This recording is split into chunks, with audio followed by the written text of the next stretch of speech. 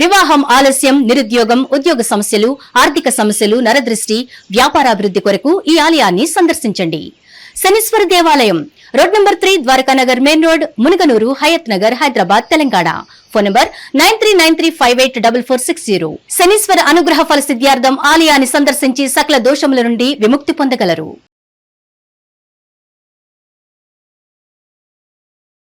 నాగనాథ్ గారు, శని త్రయోదశి వల్ల సామాన్యులకి కలిగే ప్రయోజనాలు ఏంటి అసలు? శనిగ్రహం పట్ల ఉన్నటువంటి భయం తొలగిపోయి ఒక అవగాహన. ప్రతి ఒక్కరికి జీవితంలో ఎన్నో కష్టాలు ఉంటాయి, మరి అన్ని కష్టాలకి శనే ప్రధాన కారణమా? శని కర్మలను ఆచరింపజెప్పేటువంటి వినాదాన్ని చెప్తాడు, అంతే తప్ప. పుట్టినప్పటి నుంచి చాలా మంది శనితో బాధపడుతూ ఉంటారు. శనిని ప్రసన్నం చేసుకోవడానికి ఎన్నో రకాల రెమెడీస్ ఆచరిస్తూ ఉంటారు. అన్ని రెమెడీస్ ఫాలో అవుతున్నా కూడా ఎందుకు ప్రభావం తగ్గట్లేదు? శనిని ఎందుకు ప్రసన్నం చేసుకోలేకపోతున్నారు? శని యాంత్రికమైనటువంటి జీవితానికి స్వస్తి చెప్పి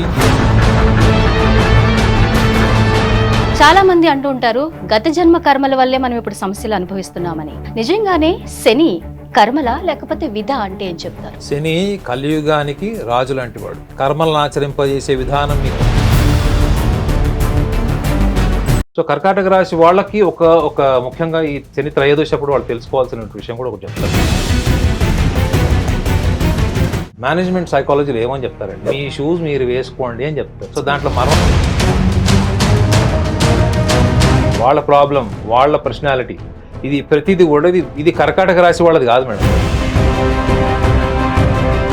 వీళ్ళు ఎవరితో అయితే ఎమోషనల్గా బాండెడ్ ఉంటారో, ఎవరితో అయితే ఎమోషనల్ కనెక్టెడ్ ఉంటారో, కర్కాటక రాశి వాళ్ళు చేసేది ఏంటంటే వేరే వాళ్ళ సమస్యలు, వేరే వాళ్ళ భావాలు, వేరే వాళ్ళకు ఉన్నటువంటి family issues, financial issues, social issues అన్నిట్లో వీళ్ళ తలదూరుస్తారు. This is what is thrown circumstances. మీ కళ్ళ ముందు, మీ మొహం మీద విసిరేసినటువంటి పరిస్థితులు.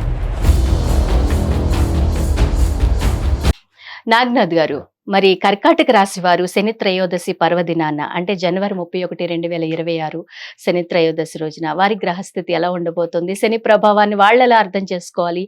ఎటువంటి సాంప్రదాయాలు వాళ్ళు ఫాలో అవ్వాలి అంటే మీరు వారి గురించి ఏం చెప్తారు? హిట్ ప్రేక్షకులందరికీ కూడా నమస్కారం. ప్రహర్షిణి గారు, చెప్పండి. కర్కాటక రాశి గోచార ఫలం శని త్రయోదశి అండ్ వాళ్ళు పాటించాల్సిన సాంప్రదాయాలు, పాటించిన సాంప్రదాయాల తర్వాత వాళ్ళ జీవితంలో గోచార ఫల రీత్యా వచ్చేటువంటి అద్భుతమైన మార్పు. ఇదే కదా మీ ప్రశ్న? అవునండి. కర్కాటక రాశి వారు ముఖ్యంగా 31వ తారీఖు జనవరి మాసము 2026 ఈ సంవత్సరంలో 4 త్రయోదశులు ఉన్నాయి మేడం. 4 త్రయోదశుల్లో మొదటి శని త్రయోదశి మీకు 31వ తారీఖు వచ్చింది, జనవరి మాసం. అయితే శని త్రయోదశి అనగానే ముఖ్యంగా అందరికీ ఒక ఎక్స్ట్రా క్యూరియాసిటీ ఏంటంటే, ఏదో కర్కాటక రాశి వారికి శని త్రయోదశి అన్నప్పుడు వాళ్ళ పోర్ట్ఫోలియో ఏమో చూసుకుంటారు ఫస్ట్.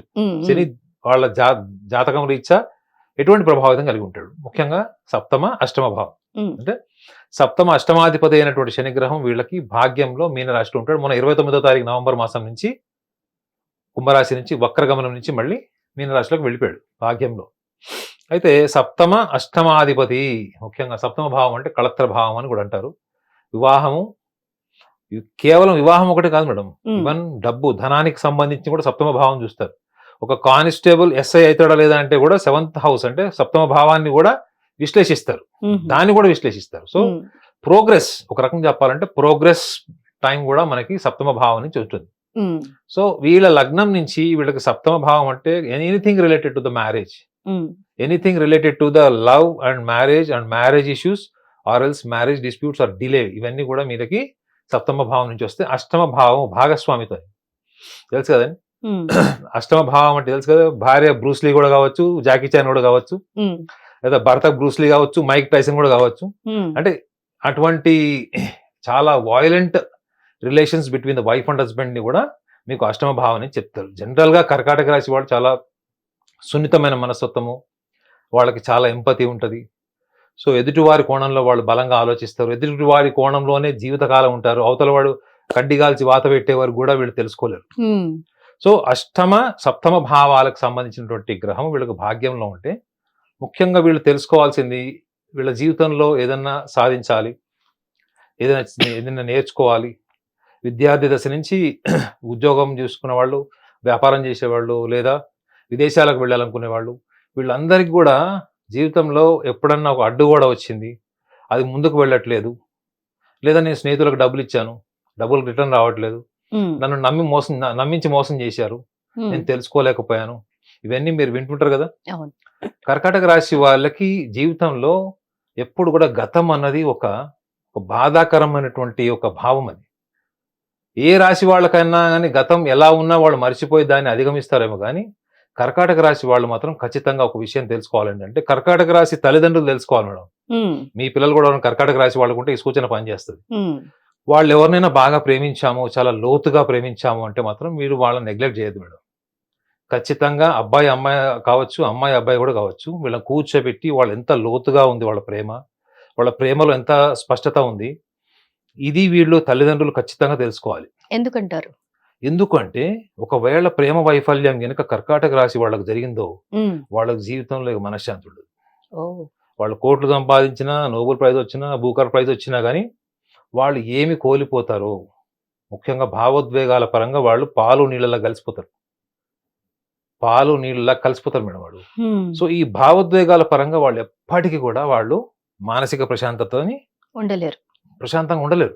సో కాబట్టి తల్లిదండ్రులు కర్కాటక రాశి వాళ్ళ గురించి ఒక విషయం గమనించాలి ఏంటంటే, మీ పిల్లలు ఎవరో ప్రేమించారంటే మన ఇంట్లో వాళ్ళు ఏం చేస్తారు, వాడు ఇంటర్ క్యాస్ట్, ఇంటర్ రిలీజన్, లేకపోతే even different culture, north culture, south culture, ఇట్లా ఉంటాయి కదా. దేంట్లోనూ ఒక దాంట్లో మన వాళ్ళు రిజెక్ట్ చేస్తారు, ఏదో ఒక కారణం చూసి రిజెక్ట్ చేస్తారు. మీరు రిజెక్ట్ చేసేటప్పుడు కర్కాటక రాశిలోకి ఒకవేళ మీ పిల్లలు పుట్టుంటే ఖచ్చితంగా ఈ పాయింట్ ని గుర్తుపెట్టుకోండి. వాళ్ళకి జీవితంలో ఏదైనా భావోద్వేగాల పరంగా వాళ్ళ ప్రేమ చాలా పవిత్రంగా ఉంటుంది, చాలా లోతుగా ఉంటుంది, చాలా స్టిక్కీ ఉంటుంది, పట్టుకుని ఉంటారు, వాళ్ళంతా ఈజీగా మర్చిపోలేరు. అట్ ద సేమ్ టైం కర్కాటక రాశి వాళ్ళకి చాలా బోల్డ్నెస్ ఉంటుంది, దేన్నైనా గుడ్డిగా నమ్మేస్తారు, వాళ్ళని తొందరగా నమ్మించడం ఈజీ, వాళ్ళతో మీరు రోజు మాట్లాడారంటే వాళ్ళు మీ బాధ్యతలు తీసేసుకుంటారు వాళ్ళు. సో మీకేం క్లారిటీ ఉంది కదా? ఉందండి. సో కర్కాటక రాశి వాళ్ళు ఒకవేళ ప్రేమించారు కాలేజ్ డేస్ లో, స్కూల్ డేస్ లో, అది ఒక 5 ఏళ్ళు 10 ఏళ్ళు నడుస్తుంది మమ్మీ లేదా నడుస్తుంది డాడీ అని చెప్పినప్పుడు వాళ్ళని తిట్టడం, కొట్టడమో లేకపోతే మందలించడం కంటే బెటర్ ఏంటంటే వాళ్ళని కూర్చోబెట్టి, ఒకవేళ వాళ్ళకి క్లారిటీ లేదు, వాళ్ళకి ఇందులో ఇంకేమైనా కన్ఫ్యూజన్ ఉంటే అది డెవలప్ చేసి వాళ్ళతో కూర్చొని పరిష్కరించుకోవడంలో ఉన్నటువంటి ముందు చూపు, వాళ్ళని మందలించడం వల్ల కానీ, లేకపోతే ఆస్తిలో భాగం ఇవ్వనని కానీ, ఇంట్లోంచి ఎల్లగొడతానన్న దాంట్లో పరిష్కారం ఉండదు. సో కర్కాటక రాశి వాళ్ళకి ఒక ముఖ్యంగా ఈ శని త్రయోదశి అప్పుడు వాళ్ళు తెలుసుకోవాల్సిన విషయం కూడా ఒకటి చెప్తాను మీకు, సింబాలిక్ గా చెప్పచ్చా? చెప్పండి. ఇది ఒక్కసారి చూడండి మేడం, ఇది ఏంటిది? షూ. మనకి మేనేజ్మెంట్ సైకాలజీలో ఏమని చెప్తారో మీకు చెప్తా. కర్కాటక రాశి వాళ్ళు ఇది చూసి అర్థం చేసుకోండి. శని త్రయోదశి రోజు మీరు పరిహారాలు పాటిస్తారు, అన్నదానాలు చేస్తారు, తైలాభిషేకాలు చేస్తారు, హోమాలు చేస్తారు, అన్ని చేస్తారు. దాటితో పాటు ఒక మేనేజ్మెంట్ టిప్ ఒకళ్ళకి చెప్తాను వీళ్ళకి, ఏంటంటే కర్కాటక రాశి వాళ్ళకి అది సూపర్ పని చేస్తుంది. ఇది ఏమన్నారు? షూ. ఈ షూ సింబాలిక్ ఎందుకు చూపిస్తున్నాను నేను, మీరు ఒక్కటి ఆలోచించండి మేడం. ఇది మేనేజ్మెంట్ సైకాలజీలో ఏమని చెప్తారంటే, you have to wear your shoe అని చెప్తారు. మీ షూస్ మీరు వేసుకోండి అని చెప్తారు. సో దాంట్లో మర్మం ఏంటి? అదే మీ చెప్పులు మీరు వేసుకుంటారు, మీ చెప్పులు నేను వేసుకుంటారు రావు కదా. అందుకనే అంటారండి ఎవరి చెప్పులు వాళ్ళే ఎవరి చెప్పులు, ఇది ఎవరి చెప్పులు వాళ్ళే అంటే అర్థం ఏంటి? ఈ షూ అన్నది ఏంటి తెలుసా మేడం? చెప్పండి. ఇది కర్కాటక రాశి వాళ్ళ ఫ్రెండ్ షూస్, ఇవి ఫ్రెండ్ కాదు, ఫ్రెండ్ షూస్. లేకపోతే కర్కాటక రాశిలో పుట్టిన వాళ్ళ గర్ల్ ఫ్రెండ్ కావచ్చు, బాయ్ ఫ్రెండ్ కూడా కావచ్చు. ఇది వాళ్ళ ఎమోషన్, వాళ్ళ ప్రాబ్లం, వాళ్ళ పర్సనాలిటీ, ఇది ప్రతిదీ కూడా ఇది కర్కాటక రాశి వాళ్ళది కాదు మేడం. ఇది ఈ షూ మీరు అర్థం చేసుకోవాల్సింది అంటే సింబాలిక్ గా, ఇది వాళ్ళ చుట్టుపక్కల వీళ్ళు ఎవరితో అయితే ఎమోషనల్ గా బాండెడ్ ఉంటారో, ఎవరితో అయితే ఎమోషనల్ కనెక్టెడ్ ఉంటారో వాళ్ళకి సంబంధించినటువంటి భావోద్వేగాలు. దాన్ని నీకు ఒక చిన్న management tip, management psychology platform లో చెప్తున్నాను. ఇప్పుడు ఇది షూ నాదనుకోండి మేడం, ఇది నాకే సరిపోతుంది, లేదా నా సేమ్ నెంబర్ ఉన్న వాళ్ళకి, సైజు ఉన్న వాళ్ళకి సరిపోతుంది. ఇప్పుడు ఈ షూ నాది కాదు, ఈ షూ పెద్దగానే ఉండొచ్చు, చిన్నగానే ఉండొచ్చు. దీంట్లో నేను కాలు పెట్టినప్పుడు ఇది నేను చచ్చినట్టు వాడాల్సిన పరిస్థితి వస్తే ఏమవుతుంది? చాలా ఇబ్బంది పడాల్సి వస్తుంది. అడ్జస్ట్ అవ్వాలి. లూజ్ ఉంటే ఒక ప్రాబ్లం, టైట్ ఉంటే ఒక ప్రాబ్లం. ఈ షూస్ లోకి అడ్జస్ట్ అయ్యి దానికి తగ్గట్టుగా నేను అడ్జస్ట్ అయ్యి ఏళ్ల తరబడి ఉంటున్నానంటే అర్థం ఏంటి? నేను ఎలా ఉన్నట్టు, నా ఒరిజినల్ ఫామ్ తీసేసి ఒక డూప్లికేషన్ ని నేను అడాప్ట్ చేసుకున్నట్టు. కర్కాటక రాశి వాళ్ళు చేసేది ఏంటంటే, వేరే వాళ్ళ సమస్యలు, వేరే వాళ్ళ భావాలు, వేరే వాళ్ళకు ఉన్నటువంటి family issues, financial issues, social issues అన్నిట్లో కూడా తలదూరుస్తారు. దేంట్లో తలదూరుస్తారు? వీళ్ళ షూస్ వదిలేసి ఇది వాళ్ళ షూస్ లో కాలు పెడతారు. ఓహో! You got my okay. point? Yes. This is what is thrown circumstances. మీ కళ్ళ ముందు మీ మొహం మీద విసిరేసినటువంటి పరిస్థితులు. ఓకే. ఇదేంటి? ఇది మీకు పరిస్థితి. అయితే దీంట్లో మీరు కాలు పెట్టకుండా సమస్య పరిష్కారం కాదు మేడం. హ్మ్. ఇప్పుడు నేను ఒకవేళ సమస్యని పరిష్కరించాలంటే వాళ్ళ షూస్ నేను వేసుకోవాలి. హ్మ్. కానీ నిర్మోహమాటంగా పరిష్కరించబడంగానే తీసేస్తాను. So without being empathized you cannot solve anybody's problem nor you cannot give a proper solution to the problem. Okay, అది ఎంపతి అంటారనమాట. ఇది వాళ్ళకి ఎంపతి అన్నది వాళ్ళకి ఒక స్ట్రెంగ్త్. అది వేరే వాళ్ళ కోణంలోకి వెళ్ళిపోవడం అన్నది వీళ్ళ బలం, నాయకత్వ లక్షణం. ఓకే. ఓకే, వేరే వాళ్ళ సమస్యను అడాప్ట్ చేసుకోవడం అది చాలా కరేజ్ ఉండాలి మేడం. అందరి ప్రాబ్లమ్ ని అందరు తీసుకోలేరు. ఒకవేళ తీసుకున్నారు అనుకోండి వీళ్ళు డిస్టర్బ్ అయిపోతారు. అవును. కానీ కర్కాటక రాశి వాళ్ళకు ఉన్నటువంటి ఒక ఆధ్యాత్మిక బలము, డివైన్ స్ట్రెంగ్త్ ఏదైనా ఉందంటే వేరే వాళ్ళ సమస్యల్ని ఎవరు పరిష్కరించాలని సమస్యలు కూడా నెత్తినేసుకుంటారు. హ్మ్. ఈ షూ చెప్పిన ఎగ్జాంపుల్ ఏంటంటే మీరు ఎదుటి వాళ్ళ షూలో ఉన్నారా, మీరు మీ సొంత బుర్రలో, సొంత ఆలోచనలో, సొంత వ్యక్తిత్వంలో ఉన్నారా క్రాస్ చెక్ చేసుకోవాలి. ఏంటి? మీ సొంత వ్యక్తిత్వంలో ఉన్నారనుకోండి, మీరు అప్పుడు టెస్ట్ ఎట్లా చేసుకోవాలంటే అక్కడ సందర్భంలో మీరు నో చెప్పాల్సి వస్తే మొహమాటం లేకుండా నో చెప్పేస్తారు. హ్మ్. అక్కడ సందర్భంలో మీరు ఎస్ చెప్పాలనుకోండి, మీరు ఎస్ చెప్పేస్తారు. అంటే ఏంటి? You are into your shoes. అంటే మీ సంపూర్ణ చైతన్యము, ఆలోచన, బుద్ధి అంతా కూడా మీ దగ్గర ఉన్నట్టు. హ్మ్. లేదు మీరు ఒకవేళ అవతల వాళ్ళ సమస్య నెత్తినేసేసుకున్నారు, వాళ్ళ సమస్య పరిష్కరించడం కోసం మీరు ఒక గాడ్ ఫాదర్ అయినా అనుకుంటే మీరు ఫస్ట్ చెప్పలేనిది ఏంటి? నో చెప్పలేరు. హ్మ్. ఎస్ చెప్పాల్సిన చోట ఎస్ చెప్పలేరు. అంటే అర్థం ఏంటి? అప్పుడు వీళ్ళు సింబాలిక్ గా పట్టుకోవాల్సింది ఏంటంటే I am not wearing my shoes, I'm wearing somebody shoes. నేను వేరే వాడి షూస్ లో కాలు పెట్టాను, హ్మ్. అది ఇంకా నేను తీయలేదు, అది నన్ను తినేస్తుంది. శని త్రయోదశి రోజు శని త్రయోదశి రోజు కర్కాటక రాశి వాడు రియలైజ్ అవ్వాల్సింది ఏంటి? శని వచ్చి ఏం చేస్తాడు? ఈ షూ తీసేస్తాడు మేడం. హ్మ్.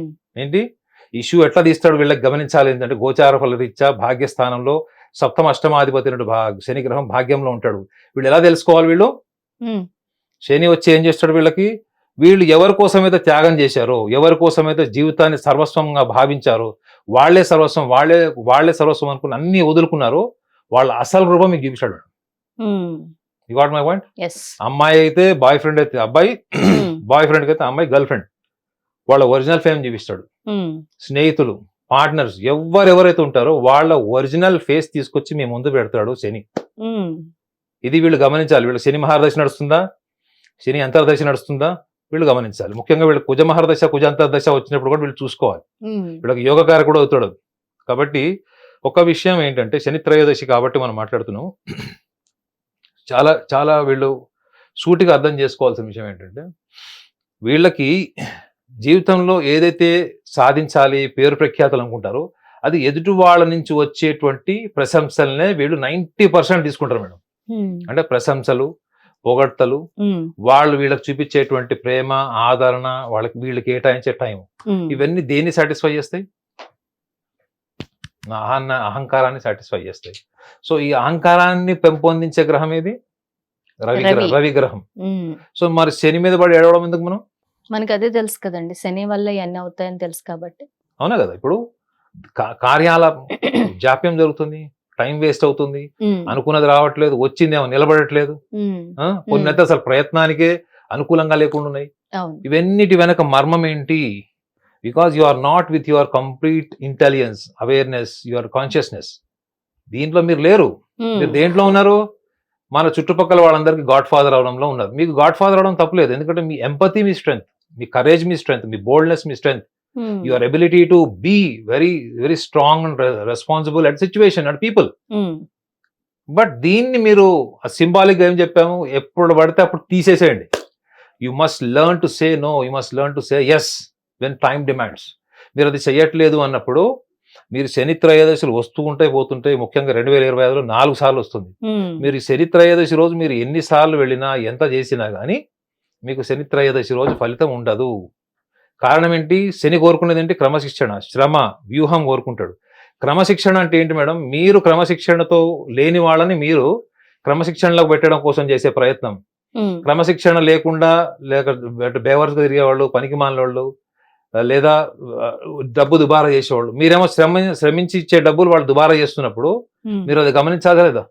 అవును. అవునా కదా? తల్లిదండ్రులు పిల్లలకు డబ్బులు ఇస్తున్నప్పుడు కూడా గమనిస్తారు. వీడు ఏం అలవాట్లు ఉన్నాయి, వీడు ఎప్పుడు పడుకుంటున్నాడు, గతంలో ఎప్పుడు పడుకునేవాడు, ఇవన్నీ గమనిస్తారు. సో వీళ్ళు ఆ గమనించే స్థితి కోల్పోతారు మేడం. ఎప్పుడైతే వీళ్ళు blindly when they believe people, blindly optimistic అయిపోతారు వీళ్ళు. సో శని వీళ్ళ జాతకంలో గోచార రీత్యా ఒకవేళ శని మహర్దశ నడుస్తుందా, అంతర్దశ నడుస్తుందా, ముఖ్యంగా కుజ మహర్దశ నడుస్తుందా, ఇలాంటి టైంలో వాళ్ళ వీళ్ళకి ఏమవుతుందంటే వీళ్ళకి కళ్ళు తెరిపిస్తాడు శని అద్దం ముందు నుంచోబెట్టి. ఓకే.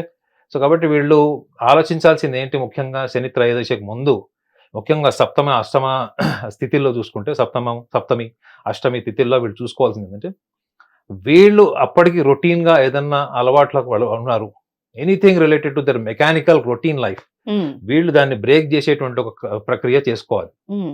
ఇది త్రయోదశికి ముందే వీళ్ళు ఆ ప్రక్రియను బ్రేక్ చేయాలి. రొటీన్ గా అంటే ఏదైనా కావచ్చు. సో ఈ ప్రక్రియలో వీళ్ళు ఖచ్చితంగా వీళ్ళు ఒక డిసిప్లైన్ వీళ్ళు ఫాలో అవ్వాలి. నిగ్రహం అంటారు కదా, ఒక సెల్ఫ్ డిసిప్లైన్ వీళ్ళు ఫాలో అవ్వాలి. మీకు ఏదైనా ఒక బ్యాడ్ హ్యాబిట్స్ ఉన్నాయి, దాన్ని త్రయోదశికి ముందు వారం రోజులు అవాయిడ్ చేయండి. మీకు ఏదైనా శత్రుత్వం ఉంది స్నేహితులతో, కుటుంబ సభ్యులతో, ఈగో ప్రాబ్లమ్స్ ఉండి తల్లిదండ్రులతో మాట్లాడట్లేదు, దాన్ని మీరు వెళ్ళి మాడిఫై చేసుకోండి, మళ్ళా మాట్లాడే ప్రయత్నం చేయండి. మీకు ఇష్టమైన వాళ్ళు దూరం అవుతున్నప్పుడు అందులో మీ పాత్ర ఉంటే మీరు ఖచ్చితంగా వెళ్ళి మీరు మాట్లాడండి. ఈ యొక్క భావోద్వేగాలకు సంబంధించినటువంటి విషయాల్లో వీళ్ళు కొంచెం నిగ్రహ శక్తిని పెంచుకొని త్రయోదశి రోజు వాళ్ళు వెళ్ళి వాళ్ళక్కడ గుళ్ళో ఇంకా వాళ్ళ సంప్రదాయాలు వాళ్ళు ఏదో పరిహారాలు చేసుకుంటారు. దానికి ఇంకో ఇది యాడ్ అయితే మాత్రం ఖచ్చితంగా వీళ్ళకి త్రయోదశి ఖచ్చితంగా మనము అది పర్వదినం అనుకుంటాం. అది నిజంగా ఆ తిథి కూడా వీళ్ళకి పర్వదినంగా మారుతుంది ఆ రోజు. ఎందుకు మీరు అన్నట్టు త్రయోదశి తర్వాత వచ్చేటువంటి చతుర్దశి అమావాస్య నుంచి వీళ్ళ జీవితంలో మార్పు రావాలని కదా వాళ్ళు చేసేది. ఆ మార్పు వీళ్ళకి ఖచ్చితంగా రావాలంటే ఇది వీళ్ళు చేయాలి. రెండో విషయం కూడా వీళ్ళు పాటించాల్సింది ఏంటంటే మేడం, వీళ్ళు ఏదైనా మనము ఇంట్లో వండిన ఆహారం ఉంటుంది కదా, వాళ్ళ ఆర్థిక స్తోమతను దృష్టిలో పెట్టుకొని వండిన ఆహారము ఎవరికైనా వృద్ధులకి ఓల్డ్ ఏజ్ హోమ్ కూడా కావచ్చు, వృద్ధులకి ఎవరికైనా వీళ్ళు దానం చేయాలి. కాకపోతే వీళ్ళు వండింది చేయాలి. మీరు 100 మందికి అవసరం లేదు మేడం, ఒక్కళ్ళకైనా చాలు, ఇద్దరికైనా చాలు. ఇది మీరు మీ శరీరము, మనసు, భావోద్వేగాలు చాలా పవిత్రంగా ఉంటాయి కాబట్టి, భావోద్వేగాల పరంగా వీళ్ళు చాలా స్ట్రాంగ్ ఉంటారు కాబట్టి వీళ్ళు పంచే ప్రేమ శని ఏం చూస్తాడు మేడం, మీరు ఎంత ప్రేమ పంచారు, ఎంత నిజాయితీ ఉన్నారు, ఎంత శ్రమ చేశారు, మీరు ఎంత త్యాగం చేశారు. మీరు ఒక్కళ్ళకి పెట్టే భోజనం కూడా ఫ్రీగా రాదు కదా మేడం, బియ్యం కొనాలి, అవునా, మీ ఇంట్లో గ్యాస్ స్టవ్ ఖర్చే, అన్ని ఖర్చే. సో కాబట్టి దీన్ని వీళ్ళు త్రయోదశికి ముందు చేసినా పర్లేదు, త్రయోదశి రోజు చేసినా పర్లేదు. ఈ క్రమశిక్షణతో పాటు వీళ్ళు ఈ యొక్క నియమాన్ని కూడా పాటిస్తే త్రయోదశి రోజు వీళ్ళు చేసేటువంటి పరిహారం ఏతుందో వాళ్ళకి ఇంకా లాభాన్ని, ఇంకా ఉన్నతమైన స్థితిని చేకూర్చడంలో ఏమాత్రం సంశయం చెప్పచ్చు. Super. Thank you very much Naganath గారు, చాలా చక్కగా చెప్పారు. ధన్యవాదాలు.